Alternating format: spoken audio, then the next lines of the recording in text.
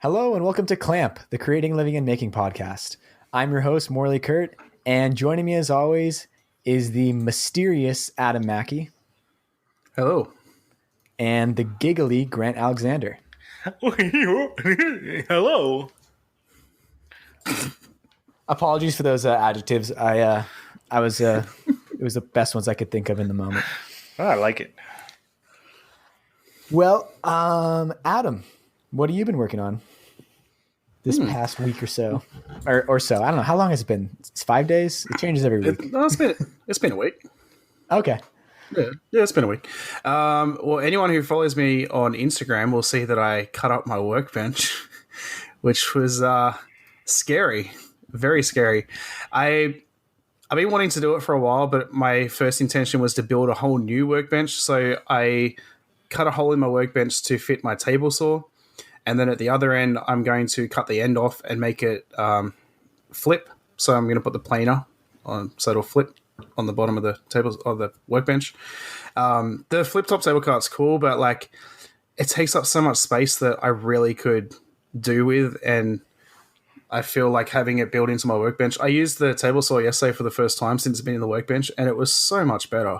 Nice. Because like the workbench is like an outfeed, so like I don't have to worry about, it's going to fall off the back and all that sort of stuff. And now you might actually really enjoy your table saw.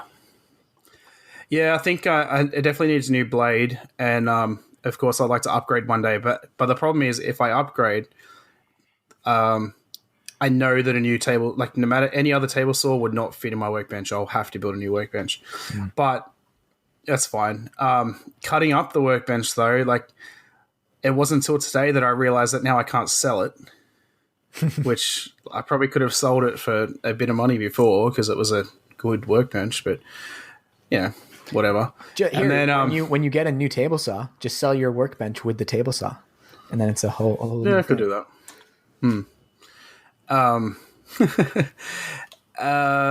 What else? Oh yeah, so the circular saw didn't cut all the way through the table saw through the workbench. It left like half a centimeter on the bottom. So I got the sawzall out and was using that to cut out the rest of it, and then that blew up on me. Oh, so that was fun. How many routers is that? That's So 3 routers and a reciprocating saw now. And they're all Ryobi? No. Oh. No, the only Ryobi one is the reciprocating saw. So I'm gonna, and that's my fault because I was using a pretty dull blade because it was the only one I had that was long enough, and I probably pushed a bit too hard. But I'm gonna message Ryobi and see, because I got it in the contest, like when I won the contest on Instagram. So it didn't come with warranty. Oh, that's. But I'm gonna message. So I'm gonna message Ryobi and see if they'll honor warranty, because like it shouldn't come with the extended warranty, but it should still come with some sort of warranty, I would think. Yeah. So if I mistakenly said router when you said circular saws, because I was reading what Grant was writing in the Google Doc, but if you said blow up, define blow up. Like what exactly happened to the reciprocating? So it just got like really sluggish, and then smoke started coming out of the motor. Oh yeah, I've been there. I used my my DeWalt, and by mine I mean I don't know, it came with my house, DeWalt reciprocating saw to cut down all of the trees in my backyard. Like I had like 30 cedar trees that I cut down with it, and it didn't blow up. So let's just go back to the thing we talked about Ryobi being just about as good.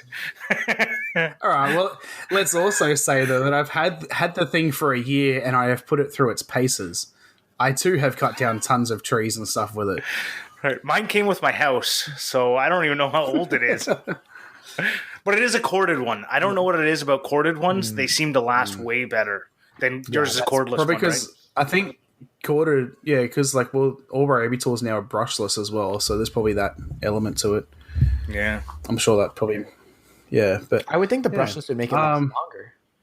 I don't know exactly about the motor technology, but that's a whole nother topic that I could talk to you about, because I worked in a hobby shop when brushless motors came out. We should do that for a topic, but another time. Like, and the whole to combine that in with lithium batteries versus nickel metal hydrate versus NiCad. Wow, I'm pumped. Yeah. I'm not going into it, but my drift car is brushless motors. Anyway, I also hit 300 subs yesterday, so that was cool. Woohoo! Yeah. Oh, you know what? Yeah. All right, so I have a trumpet on the bookcase over here. Do you guys listen to Reclaimed Audio podcast? No, not yet. Yeah. It's on my Okay. list of ones to listen to.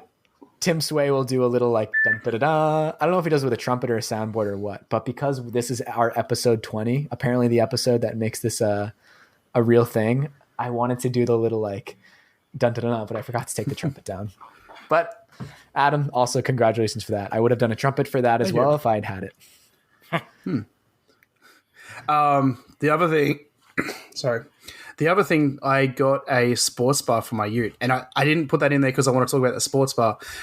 When I went to mount the sports bar, there's no mounting in the ute because it didn't come with one, so I had to make my own things up. And I got off one of my mates. I borrowed it's a nutsert riveter. Have you heard of those? I'm assuming you would have because of your racing heritage stuff. But yeah, so what it is, it's like a pop rivet, but imagine the pop rivet has threads inside of it that you can then thread a bolt into. That's so the nutsert thing cool. is super cool. What is a sports bar? Because I really thought that's a place you go to watch sports and drink. That was two. I think that was two Australianisms in one. Okay. Ute and sports bar. Because Yeah. ute is just pickup truck, right? It is now. It used to be car truck. Like an El Camino was a ute. Yeah. We've talked about this. I think. Yeah. Well, we call like a Ranger would be a 4x4 ute, and then like a Ford Falcon ute would be a ute. So anyway, sports bar. So you know when you see the bar that on the back tray that goes up and over the window, and then there's two more bars that come from a bit further back that go up to that, sort of like a roll bar. Okay. That's a sports bar. What's My the first function of one? Well, for me, the function is for somewhere to tie down. Like I can put lumber on it and then tie down to it. But some people call them roll bars. But I think some people use them as roll bars when they go like forward driving in the bush and stuff. Yeah. So there's that. Plus you mount lights on them. So they're like got a combined mounting, and I think my Tyco Eliminator, like one of the first remote control cars I ever had one of those. So if anyone wants to Google what a Tyco Eliminator is, you can see a really cool car truck with a sports bar. Sports bar. Sports bar. The place you go and drink and watch sports. So I got it off. Oh, that looked painful. You all right, Grant? Yeah. Well, for those listening, Grant just kneed his table. Yep. He's doing the Peter Griffin like that. Yeah. Trying to just like the show must go on. Keep going without me. Yeah. So my pop-in-law got a 2019 model Ranger, and it's off his. Like he gave it to me. So it was a bit of fiddling to get it to fit anyway. But because he got top of the range model, it's already got all the lights and everything built into the actual bar. Nice. So yeah, Nice. Sweet.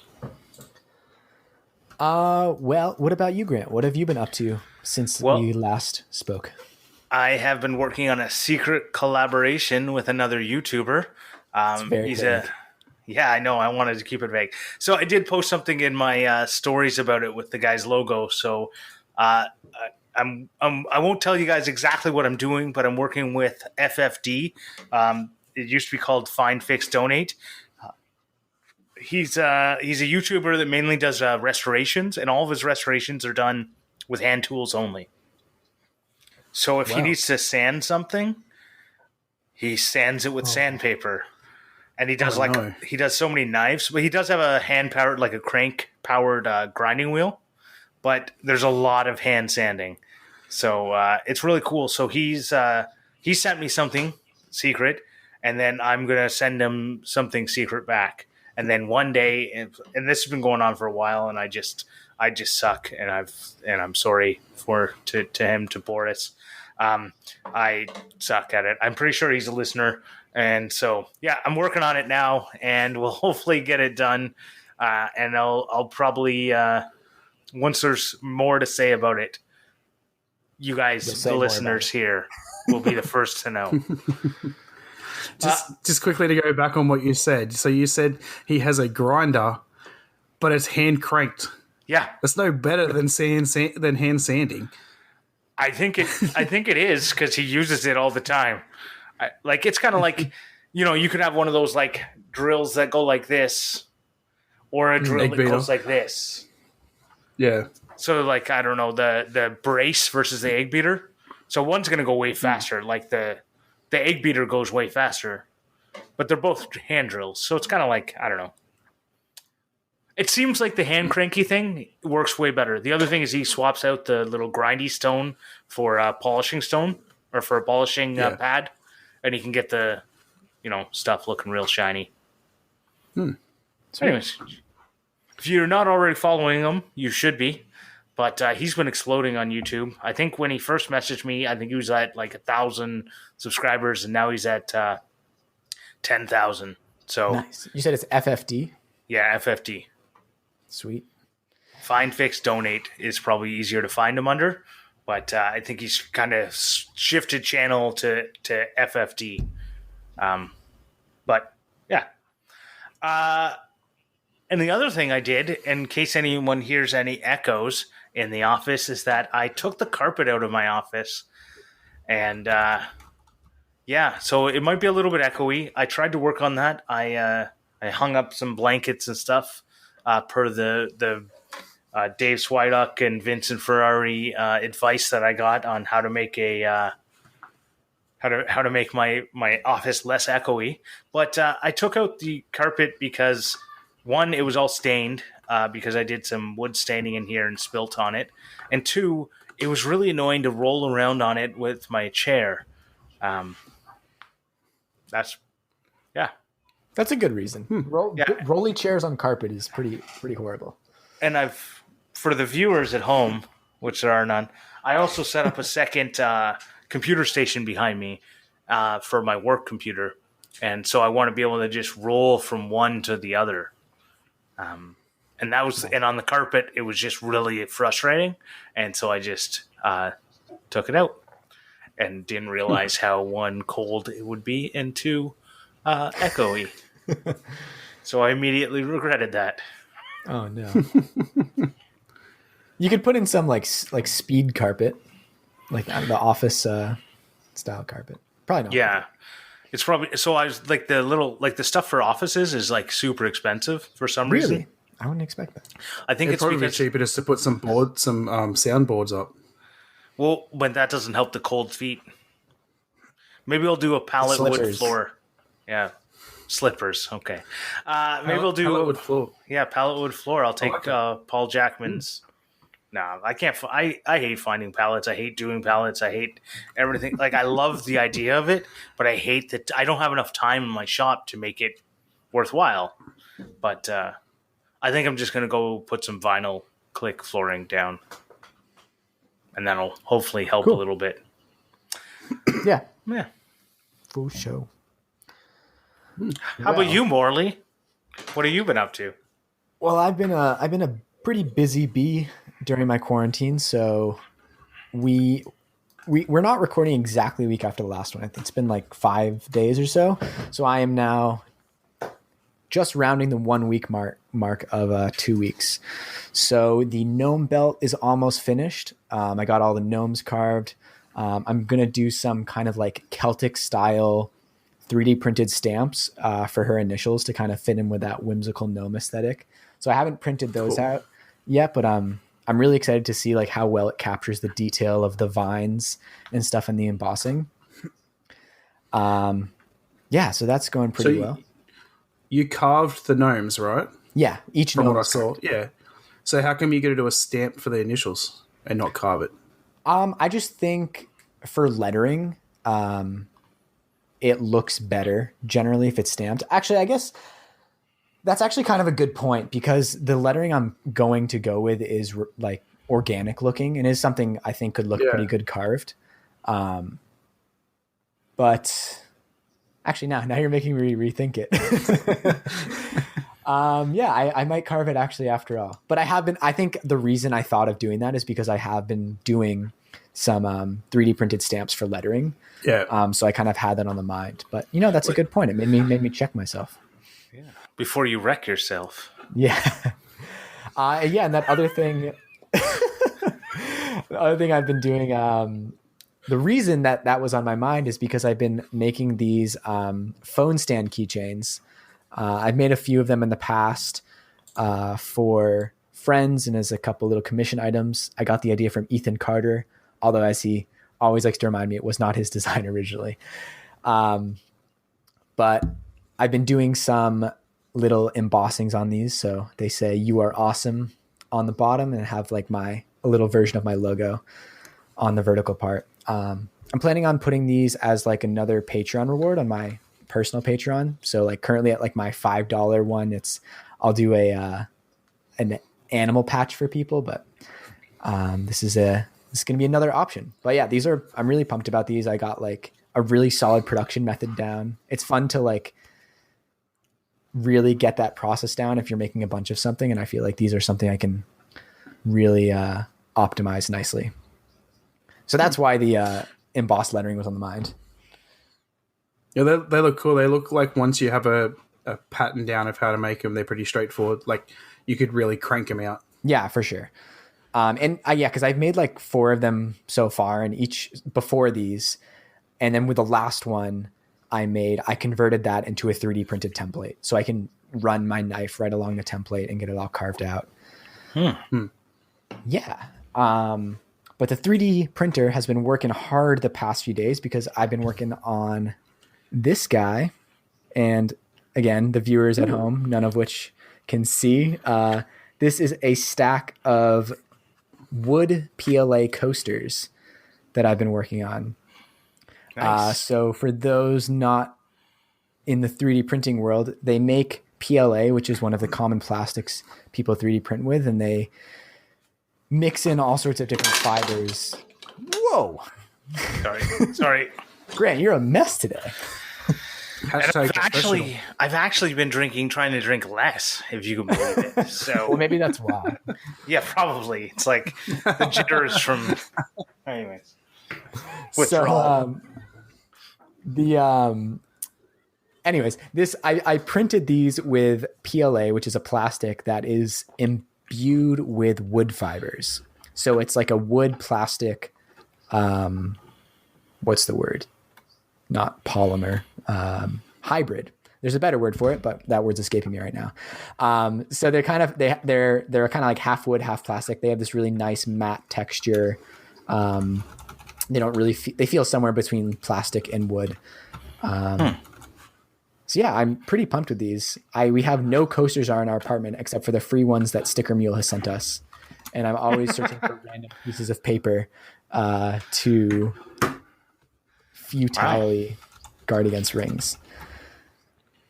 So I'm pretty happy with these. I will be making a video on them, which probably will go out. It will definitely go out before this episode comes out. So put that in the show notes.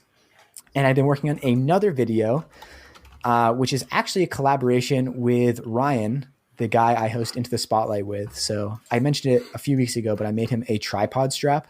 So he now has it, and he's filming the beauty shots for that. It was interesting hearing you guys talk about it on Into the Spotlight.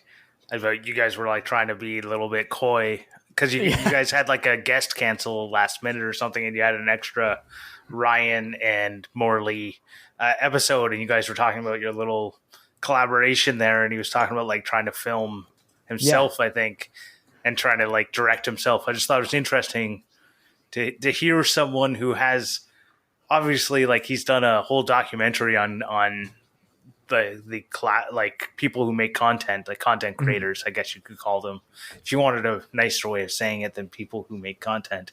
He used the words creators. Yeah. So, and then he's obviously done like a bunch, like film work is his thing. And then him talking about how like being in the other side of the camera was so different was just a really interesting perspective to get. Yeah. And I haven't seen his footage yet. So I finished my part of the edit, sent it off to him. I know he's done a bunch of filming, but I probably will be getting that from the next couple of days. And by the time you listen to it, hopefully I will have that video out as well. Nice. So it's cool. I'm super pumped about it. He is a very talented filmographer. And like you said, he hasn't been in front of the camera as much as he has been behind it. So it's definitely a learning experience for him, but he's really excited about it. So as the guys on the Modern Maker podcast say, there's a good chance I'll be dropping a deuce this week, putting out 2 videos. Ooh, I'll. This is a whole podcast we can talk about, but like dropping a deuce, I've always realized is something I should never do, because I'd rather just save the one video for the next week. Because then like a consistent, not like just spacing them out just so that my viewers see even if I'm not consistent, I'm at least not like shotgunning them. Because I find that every time I've ever dropped a deuce, I've found that I've got less views on both videos than I normally would. So can we stop saying dropping a deuce? So, you know what? That's some advice you didn't ask for. Ooh, well, I mean, since you brought it up, that was what we were going to talk about this week. So, speaking of advice we didn't ask for, as makers on YouTube, Adam, Grant, and myself,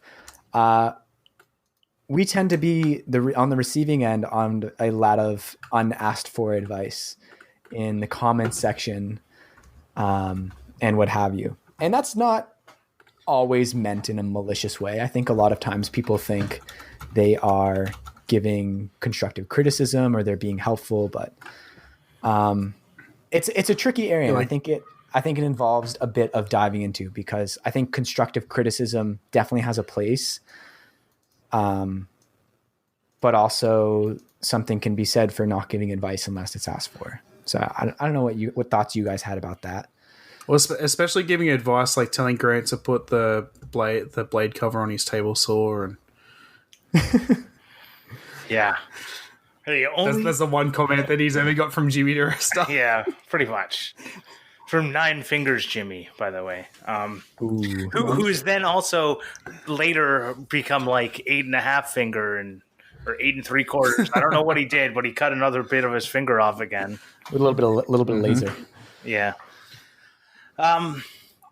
So this came about as one of the answers / questions last week, if I recall correctly, as something we wanted to kind of dive into a little bit better, right? Sure. Yeah. Wasn't it? Like, that's what I thought it was. No. Doesn't matter. Well, we'll just roll. Okay. Sorry. Just trying to relate it back to our previous episode where we answered your questions. I've always felt like, and I'm really bad at giving unwanted advice, and I'm really bad at receiving unwanted advice. You mean like you think you give unwanted advice too much? Oh yeah, all the time. Okay. All the time. Like it's definitely one of my worst traits is that I can't help myself from seeing. I see the path. Oftentimes I see a really good path. It may not be the best path, but I always see a good path. And I tell people, this is the way you should go. And people go, I don't think that I should make a post on Instagram or whatever it is. Like I feel like I've got well thought out. I've thought a lot in my head about something, and then I tell someone, hey, you should do this X, Y, or Z. I don't know why I'm really good at giving advice when it's not asked for. And people don't listen to me, and I don't really care if they don't listen to me. But I know that when I get unwanted advice, I go, well, who are you to tell me what I'm supposed to do? So I'm bad at it both ways, but I think it comes down to on how advice is one given and how it is and when it's asked for. Yeah. Right. So yeah. So like, I think I'm really bad at asking for advice.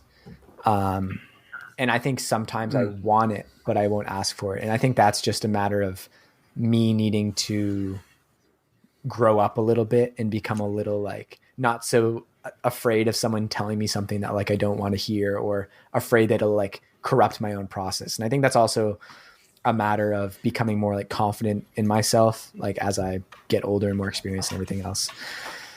But sometimes I know exactly what you mean. Yeah. I mean, sometimes I'm like, I kind of, sometimes someone comes out of the blue and gives you some really good advice. You're like, oh wow, that was really great that they gave it. But sometimes someone leaves a YouTube comment, which is like, I have been a leather crafter for 10 years and let me list the 10 things that you are doing wrong. I'm like, thank you. You clearly don't get the point of this video. Right. And so that's a good point. And this is what I just wrote down, is that advice after the fact. It's like, oh, you just built your front door, you just built that? And, well, I wouldn't have done it that way. I wouldn't have used DAP. I can't remember whatever the caulking that I used. The amount of people that told me that was the wrong caulking to use, even though it's like literally labeled exterior caulking, they're like, that's no good, it's garbage. I'm like, what do you want me to do? I've already done it. like I'm not going to go back and change it now. I'm not going to I don't know. Well, like YouTube criticisms are like inherently non-constructive, right? Because you've already done the thing. Like there's no going back. I think it all depends on how it's interpreted, though. Like, someone could genuinely be trying to give advice. They don't think they're doing anything wrong, but then it just, through text, things come through so different. Everyone interprets everything different. Like, I had someone commented on my flip-top table cart saying that I'm going to cut my leg off or something by flipping it. Well, they didn't say leg, but I'm not going to say. Anyway, I got it. Yeah. Your third leg. Yeah. So I took that as them just making a joke. But in all reality, they could have actually been saying, you're an idiot. You're going to kill yourself. But that's how I interpret it. Someone else might have interpreted it as him being an asshole. Right. So, yeah. Mark down the thing so we can beep that out. Well, it's just a donkey. Ah, yes. Exactly. But and you know what? That's a really good thing to talk about. Is obviously that wasn't constructive criticism, and that wasn't advice either. That was just someone being. That was clearly a joke. Or a jerk. It was someone either being a jerk or someone making a joke. And likely, if it's most likely someone who is trying to be funny. Well, I know who it was, and I know it was meant to be a joke. Oh well, there you go. Then it all makes sense. But if I didn't know who they were, though, it could be. Yeah. But so I know. So Richard, who was the original third member of this podcast before Morley, he put out a video where he was using up a bunch of his scrap wood to make a downdraft dust thing for when he's sounding. And he used up the plywood ended up being in different grain directions when he made the top. And he must have commented it 5 times on the video about how, yes, we understand the plywood's in different grain directions and we don't care. It's scrap wood. It's scrap wood. It's scrap wood, right? And I went, if you just painted it, no one would have noticed. And that was my comment on it. Just paint it. Paint it white and boom. It's no longer, you can't see the grain direction and the wood changing every time. And I went, once Morley said this is the topic we're going to be talking about, I went, Jesus, I've been giving unwanted advice and potential. It was obviously constructive criticism because he could now go back and paint it. And now every YouTube video later, then when he uses it, you're not going to see the grain direction switching on that panel that he glued up. But it was totally unwanted or unasked for advice. I don't know if it wasn't unwanted, but unasked for. But again, it all depends how it's interpreted. He could turn around and go, oh, that's a really good idea. I should do that. But he could also turn around and go, no, I'm going to do it how I want. I don't want your opinion. Right. So, I think it depends on what, as you said, constructive criticism. Say how Jimmy said for you to put the cover on your table saw. He's saying that as in you should do that from now on. That's something that you can change for the future. Mm-hmm. But I didn't. But if but if someone commented and said something that you can't change, you've cut it off, you full on cut it off and cannot put it back on, Right, even better. then what's the point? You used pocket holes. You should have used dominoes, or you should have used dowels, or like whatever it is. Yeah. Like, it's done. If it falls apart, I'm the one who made it. I can probably make a new one. Right? That's the part I've always I've never understood when people go, I think that's kind of weak. It might break. It might break. Not it will break. It might break. You go, well, thank you very much for your very constructive criticism, but if it breaks, I'm the guy who made it. I can probably fix it. Yeah. Yeah, exactly. I guess one thing I was also that made me think of this topic is not just like taking constructive criticism in YouTube comments, but like trying to figure out like when you can legitimately give constructive criticism to someone. Because I sometimes see people on a similar path that I'm on, and I might see them making like the same mistake that I've made. But in my head, I'm thinking like, if I was in their position, I wouldn't want someone kind of like telling me what to do. Like, I think there's a certain amount of value in making some of those mistakes on your own. And maybe something that was a mistake for me might not have been a mistake for them. So I'm a lot of times very hesitant to give what I think might be constructive criticism, but then I'm also second guessing myself, thinking like, oh, like, could I genuinely help this person by maybe pointing them in the right direction? That is a hard thing to think about, because if you see someone, like if you're like, we're talking about going on our canoe trip, and if you saw someone, if you're in the parking lot unloading and you heard someone saying, I'm going to X lake, and that's the same lake you're going to, and you head off and they go a different direction, do you go, am I going wrong, or should I go back and tell them like, oh, hey, I think you might be going the wrong way? Or do you let them go paddle the wrong way for however long until they figure it out? It's one of those things. Or did they want to explore the rest of the lake because they got there early and that was their plan, right? Yeah, I mean, that's a good point. Maybe they go into the shop first. Exactly. You don't always know what other people's intention are. Like, they might not have the same goals as you. And so, like, it's really opening a can of worms if you really want to go the whole route of like, hey, I'm not sure what you're trying to do, but this is what it's not just a casual conversation that you can have sometimes. Like, that's why I think it's really like YouTube comments, some people might think is constructive criticism is usually not taken as such, is because you don't know the person. Like, you have to have some relationship to have a real conversation most of the time about constructive criticism, unless it's like very straightforward and like, oh, next time you should try this. Like, all right, cool.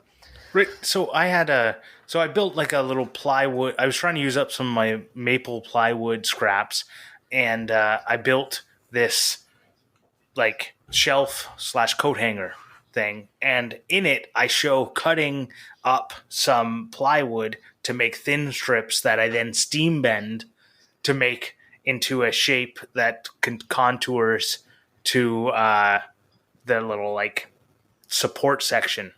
And someone said, well, why didn't you just use that piece of maple you had to make the support? Then you wouldn't have needed the steam bend.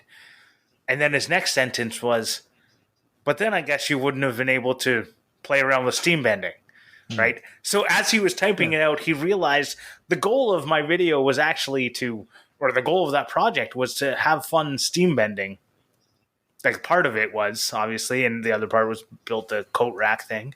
But that's he figured it out, luckily, during the his own like internal thoughts went, you should have just made it out of maple, like a solid piece of maple. You wouldn't have had to worry about steam bending this piece. And then he went, but then you wouldn't have had the fun of steam bending this piece. And he went, was that your goal? And I went, that was exactly my goal. And thank you for realizing it. Right? Yeah. There's 100 ways to skin a cat. Yeah. You know, like, and that's the thing, is that people, like, they give advice because they think that there's only one way to do it, and that is their way. You know, it's you see it in workplaces all the time. Like, go to a factory where people work. People have worked there for 20 years, and then someone comes out of school that's read a book and tries to tell them how to do their job. They know what they're doing. They've been doing it for 20 years, but it's not the way that that person's been told to do it. Right. Yeah. And it goes both ways on that. I was just going to say that. Yeah. Yes, I finally got one in Morley. It goes both ways. Sometimes the people coming out have innovative solutions to something, and the people that are there just kind of go, well, I've been doing it this way for 20 years. If it's not broke, don't fix it. Yeah. So there's both ways to that argument. I see it working for the scenery shop. Like I hear the carpenters complain about the designers, and they're like, oh, why did they design it to be built like this? I'm like, well, you guys have different goals. Like you want to do different things. Like we're worried about like building the set and doing it efficiently and making sure it all looks nice. And they're worried about the production. Like it's two separate goals. And sometimes that's why you butt heads. It's because, yeah. But that goes to their intentions. And I think anytime you're going to give constructive criticism, you should try and figure out what someone's intention is. Yeah. Right? And once you figured out their intention, then you'll have a better understanding of why they did something, and then you can maybe help guide them to a potentially better solution. Mm-hmm. Right? And I think that a lot of it comes down to communication, and people trying to show off that they're smart in their little comment, or show off they're like, I get it. I'm, not even like I'm smarter than you, but more like, hey, don't make these mistakes again. You don't need to. I've made them. Don't worry about it. But you know what? Everyone needs to make some of the mistakes. Like I talk about, Vincent was talking about when I was on the podcast. He was talking about making a cutting board with the grain direction shifted at the end. So it had like a piece on the end that was in the other direction. And he went, I think I've nailed this. And I went, you'll learn. Everyone needs to learn this one the hard way. Wood movement. It's a thing. It's glue can't overcome it. You know what's funny, Grant? When you mentioned earlier in the episode about like you not being able to stop yourself from giving advice like that, that was the situation I thought of. I remember hearing that and you're like, ooh, ice cold. Yeah. So you were. I'm not a woodworker. I don't know about that type of woodworking, but you're probably not wrong. Right, but it's one of those. I am a woodworker, and I don't know about that type of woodworking. Well, I think you'd know. So like what a breadboard end is, right? And the reason but I don't know much about wood movement. You probably know more than you think. But anyways, you know what? It's one of those lessons you're gonna learn on your own. It's like every single toddler in the world has touched a hot stove at least once, right? Yeah. Sometimes 3 or 4 times because they didn't learn their lesson the first time. But it's one of those things that they realize, oh, I shouldn't touch this, even if it's black. Right? How many people have touched hot metal because they thought it was now cool because it wasn't red anymore? Yeah. Right? It's one of those lessons that, it's something you need to learn on your own. That's the way you're going to learn it. I'm reading this book right now called Reminiscences of a Stock Operator. And it's tales. It's like a memoir sort of thing about a stock trader in like the early 20th century, from like maybe like late 1890s to the 1915s. It's a very like lauded book because most things in it are still relevant today, because it's all about human nature and like those sort of things doesn't change. And it's still widely recommended. And one of the things he says in it is he's never upset about losing money when he learns something from it. He's like, I paid for my education that way. And if I lost this money and I learned something from it, then that's just what had to happen. That was the cost of me having to learn that lesson. And I think that's a pretty good point a lot of the time. But I think life is also a balance of learning lessons on your own and trying to avoid some really painful lessons through other people's wisdom. But you'll always learn better if you make the mistake yourself. I mean, that's just unavoidable. But you might learn better through other people's mistakes if you're searching to learn. And I think that's what it comes down to, the unsolicited advice. You weren't looking for it. If you're looking for advice, you might learn. If you're not looking for advice, you're most likely going to say, no, thank you. and even Yeah, it's very potentially- rare that someone comes out of the blue and is like, "Do this thing," and you're like, "Oh, you're right. I should do that thing." Or you're It's so funny that that's how this whole thing started. yeah. That's such a throwback. I want to touch on a couple of things that Grant said. So, like 90% of the reason why people are makers is because they want to learn how to do new things and all sort of stuff. So when you try and tell people not to do something a certain way, like that's the thrill we get is learning by doing. Mm-hmm. So we need to do it to like me. If you tell me how to do something, I'm not going to remember. But if I teach myself to do it by actually doing it, I'm going to remember. It's- So I think that's, people need to learn from their mistakes. That's what human nature is, pretty much. It's always a fun experience when like you read about doing something, you're like, I'm not really sure what they're talking about there. Then you make a mistake and then you go and read that thing again. You're like, oh, that's what they meant. right. Oh, yeah. And then it's just sticks way harder. Yeah. And the other thing too, you're saying how like people, some people like that they want to make themselves sound smart. I have seen comments on people's videos where someone's saying, oh, you should do it this way, and they are completely wrong. They have no idea what they're talking about. They're just trying to sound smart because they've watched that many YouTube videos of people doing it one way that they think that that's the way it's got to be done. And they don't realize that that person's doing it wrong. Not wrong, but like, The problem is a lot of people think that they understand a situation and they don't.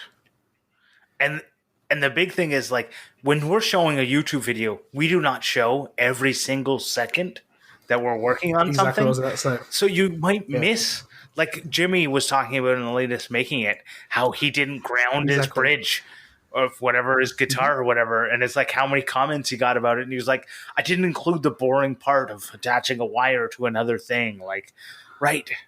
Because we don't show every single part because sometimes it's boring. And we're trying to make it entertaining videos. Yeah. So your advice might be like, yes, I did that. Thank you. Right? So this is... And the funny thing is that David Picciuto got the exact same comments because he didn't show grounding his bridge. Yeah. So this is basically like my biggest gripe with Reddit is you have a lot of armchair experts and people who are saying like, oh, they try to be, it's similar to Twitter, but it's different. People are trying to be very quippy in one sentence saying like, never do that thing. Like, oh, this is just another case of this thing. And most of the time they are taking zero nuance into account. They're just trying to have a comment that's going to be top rated and people will be like, oh my God, this person's so right. I'm going to build off of that. It's all about that karma. Yeah. And it's one of the things that makes the Reddit comment sections very entertaining, but not very productive when you're like legitimately trying to like share your work and have good conversation. Yeah. Anyways. Yeah. Yeah. And the most, like Facebook and Reddit are the places where I've gotten trashed the most. But Facebook and Reddit are also where I've gotten a lot of, like I've learned a lot there. Yeah. Yeah, But you can do a lot of quick, efficient learning, like people pointing you in the right direction and things. But it's when you ask a question, you can learn. Yeah. Yeah. I was just going to reiterate the point I I already never get made. responses. Yeah. No, you're right. Like asking, not giving unsolicited advice. What were you saying, Adam? I said I just stopped asking because I never get responses. I used to ask like questions at the end of my episodes and stuff, and like I never get comments, so I just stopped.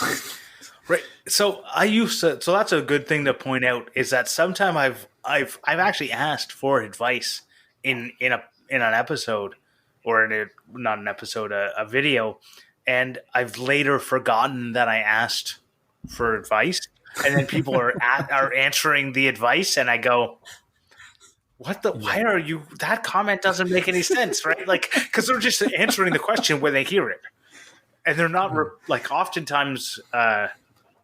Like if I'm going to answer a question in a comment, oftentimes what I do is in reference to that question you asked about what's the best way to spray paint a car, I would suggest doing this, right? Like I don't know. I if you're gonna give any kind of criticism, any kind of advice, try and ask for it. Try and be explicit, and try and like the biggest thing you can do in a comment is say, "Hey, I might know a better way of doing this. Do you want to know?" And if they come back and go, "Oh, yes, please," then you give it. And if they go, "Oh no, I was actually just doing this to try and learn. That's the fun for me," then don't give it and be okay with it. Just finish every comment with "no offense," and then you're covered. There you go. No, you start it. No offense, but, and as soon as you put a but, it's perfect. Yeah. I'm just thinking, like, I'm trying to figure out, like, do I want people to give me more constructive criticism? And if I do want that, then maybe I should just ask for it more, because I think you're right. Like, most people who have good social skills and don't want to offend you, like, won't just start giving out unsolicited advice willy-nilly. So I think from the asking for it point of view. Well, I'll say that every single person that listens can come to all my videos and comment good or bad as much as you want, because YouTube loves that algorithm. Right. And that's actually, like, if someone were to ask me, "Hey, would you like some advice on something?" I would appreciate that, because that ends up with 3 or 4 comments as opposed to like 2. There you go. Yeah. Right. And I do just one more point. Your relationship with the person matters. Yeah. Oh, definitely. Right. The more you know someone, the more you know whether or not you can just, "Hey, I was watching your latest video X," right?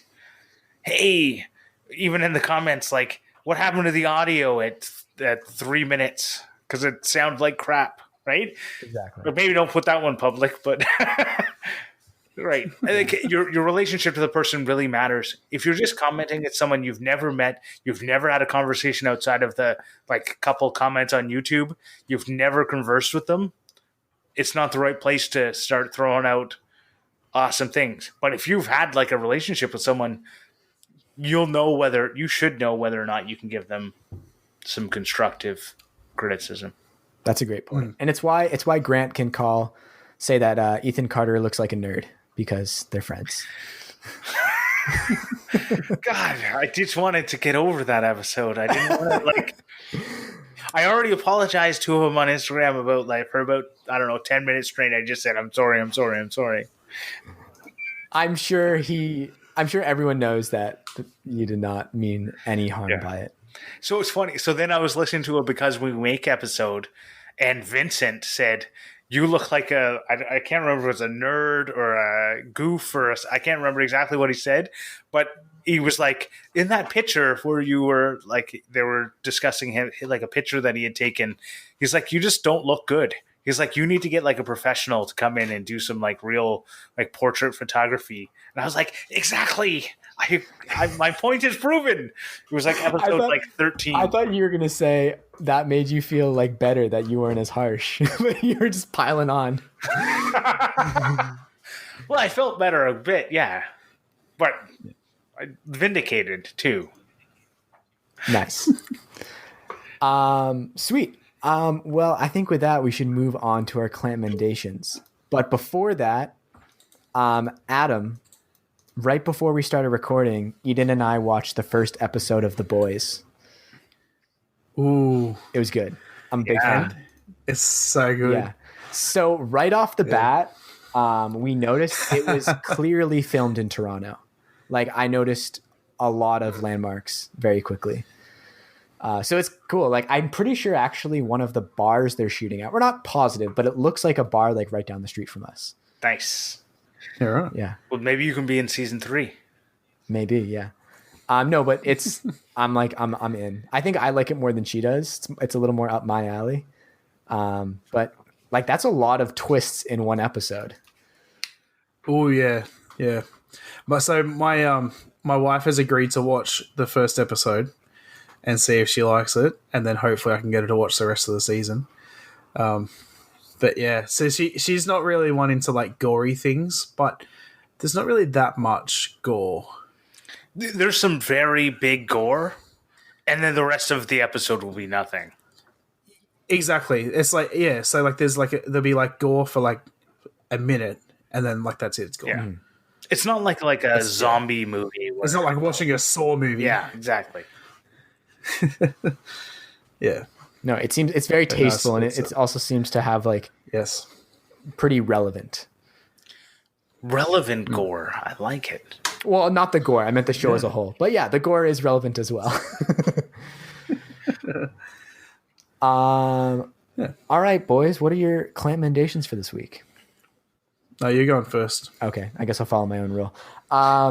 So I wanted to recommend our boy Ben Neiman at Make for Life Workshop. After, are you sure it's not Neiman? I've never said it out loud, but I'm gonna say I don't know. Am I wrong? Tell me. This is me. He talked about this in the Discord. This is me asking for advice. Yeah, he had like a whole thing because Vincent called him Neiman, and it's Neiman. And it's because Neiman is a famous football player, right? Because I wouldn't even know how to pronounce his name because I don't follow the NFL. Right. It's also I just Neiman. thought it was Bill Nye. Okay, so Ben Neiman, Make for Life Workshop, he put out. He had another video on his channel, but he put out his first maker video in a while, and he came out swinging. It's pretty awesome. He made a frame scroll saw art for his wife. It's sheet music, Mod Podged, or attached to a board because he changes it partway through the video with scroll saw letters overlaid and this really cool frame around made from old flooring from a house that's very sentimental to them. And you can tell he put a lot of effort into it. It's very tight, very nicely edited. It's a really, really good video. And I think last I checked, he only had like 30 subscribers. So if you're listening, you're not subscribed to Ben, go give him some love. I can tell from this one that he's going to make some very high quality videos, and he's a great guy.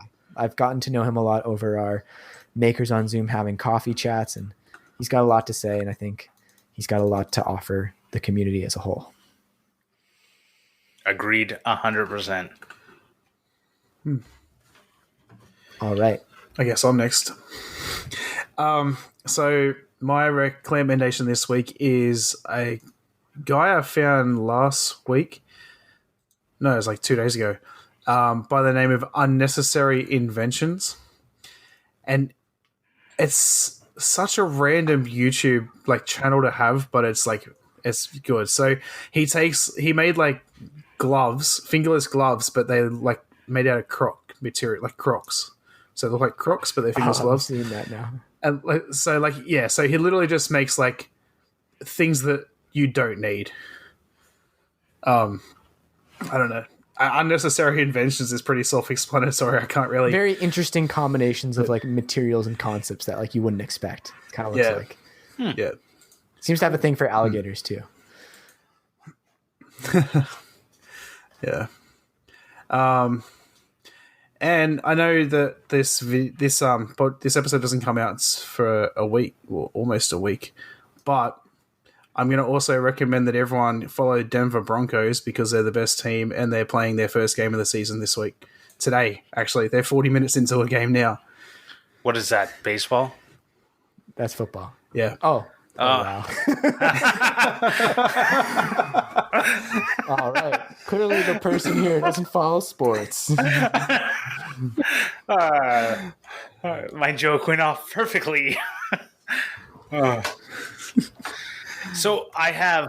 And if any of you tell me the score before tomorrow, I'll kill you. Well, they won't. Wait, Denver Broncos are football. I just looked it up. Yeah, they are. Yeah. Oh, okay.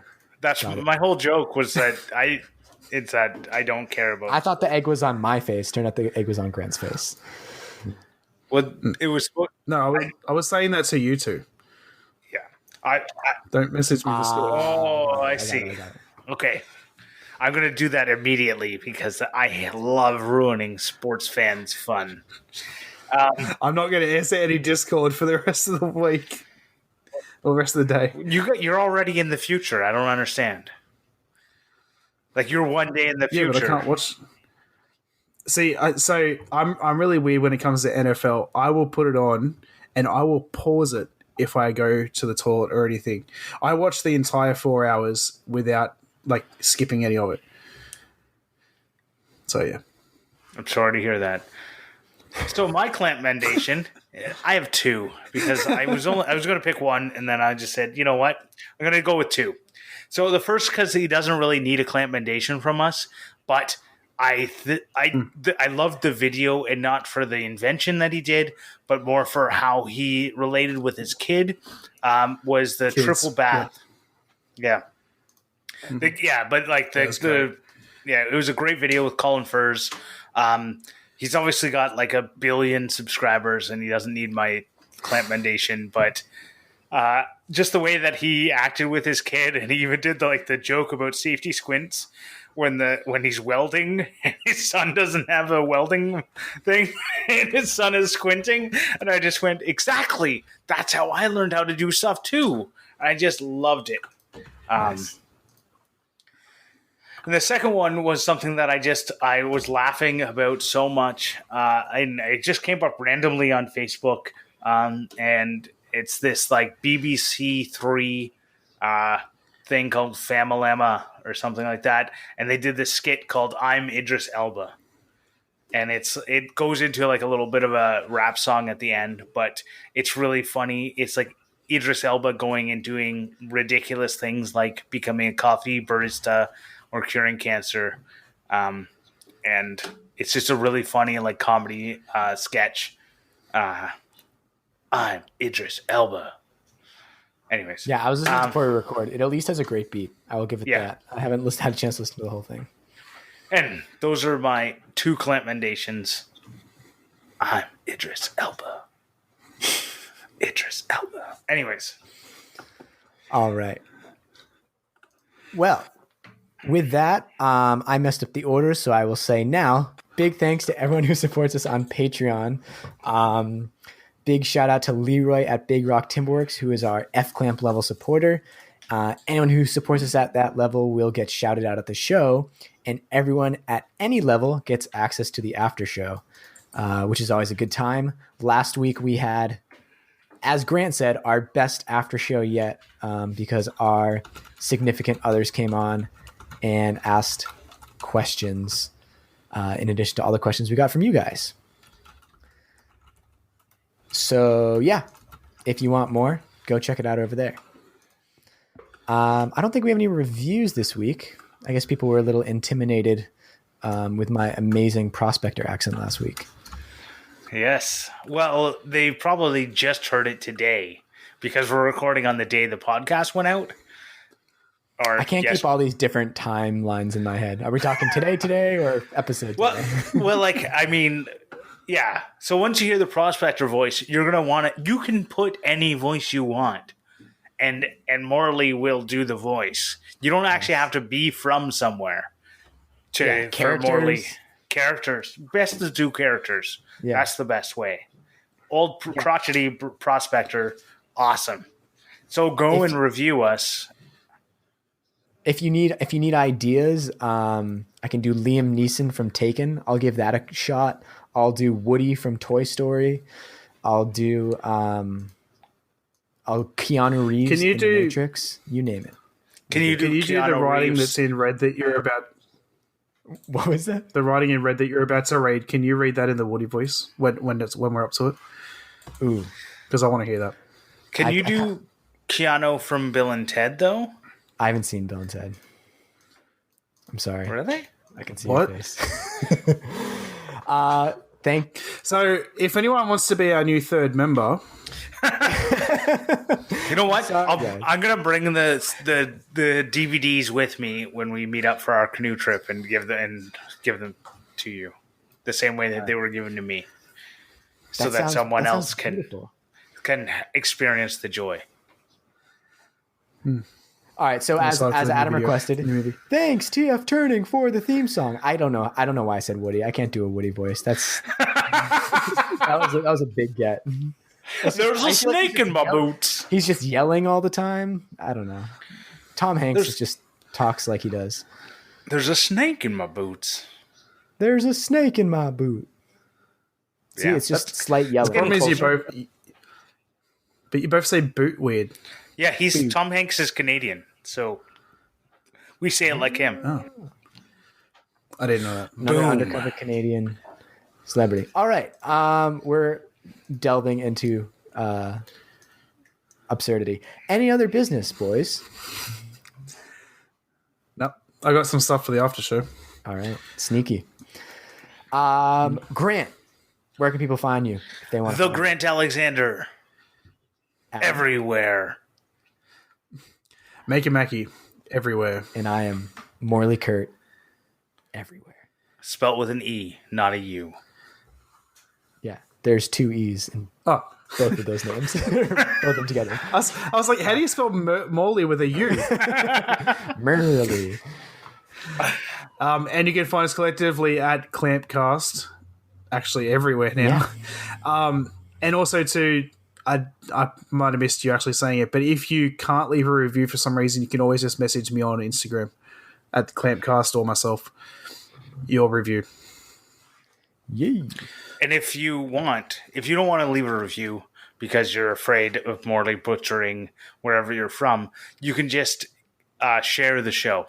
We would really appreciate that. Yes, very much Definitely. appreciated. All right. See ya. Bye. Bye.